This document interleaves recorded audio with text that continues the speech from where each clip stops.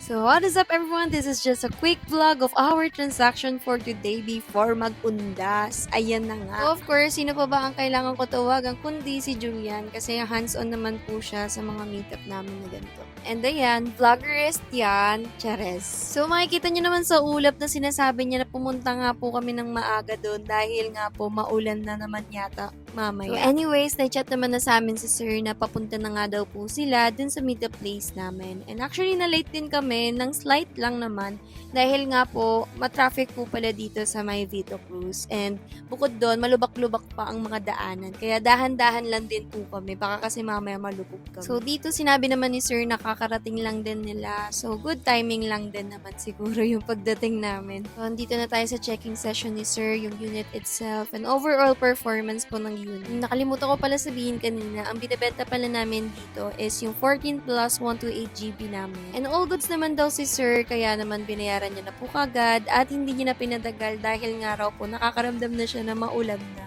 And dito, nire-reset na lang ni sir and umalis na rin po sila. And after that transaction, umuwi po kami at sinugod po namin ng ulan. Maraming salamat po!